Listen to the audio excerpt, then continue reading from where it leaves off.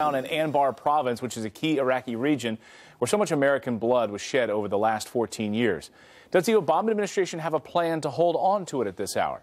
Joining us now is former Green Beret Ben Collins. He says it's time for the president to take some action. Nice to see you, Ben. You don't put words in your mouth this morning, but what message would you have for the president as Anbar looks like it's about to fall? Certainly. Well, I'd say it's time for him to get in the fight.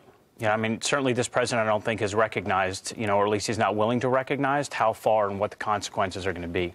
I spent 8 years in this fight, and I certainly don't want to see my son. I've got a 9-month-old son.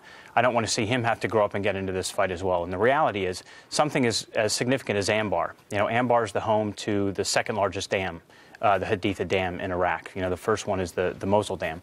This produces most of the hydroelectricity power for Iraq. So the consequences of ISIS actually getting control of this province and getting their hands on something as significant as that is pretty scary. Of imminent concern are the 320 Marines who are at the air base there. How much confidence do you have in the Iraqi soldiers? How well are they trained and equipped? And look, if I'm going to be honest, I never trained with the Iraqi soldiers, but I can tell you that I think that are they trained enough? Right? I mean, would I feel confident if it was my son standing there as one of the 300 with an Iraqi contingent in front of him? The answer is no.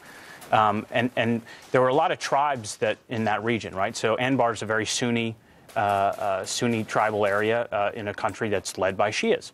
There are a lot of tribes, and they really do operate in a very tribal environment there, right? And there are a lot of those tribes that actually made the difference for us in Iraq in 2006, 2007, right, when we actually had the Great Awakening.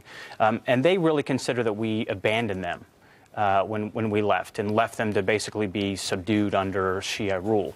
So it really does play into this ISIS narrative, right, that we're kind of helping the Shias subdue the Sunnis. And I think that's a real measure of concern. They could have been a great ally for us, some of those tribes, if we'd actually re-engaged them earlier, and they certainly would be an asset to those 320. Well, we put the Shia in control in the first place. So we did. But what I don't understand is we spent hundreds of billions of dollars training the Iraqi army.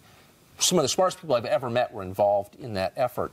And the second ISIS showed up, they appeared to just evaporate. Like, what happened? Well, I think a lot of that is we weren't there, and I think, look, to be honest, you're not going to change a generation in a few years, right, certainly, and give them the backbone I think that is probably necessary.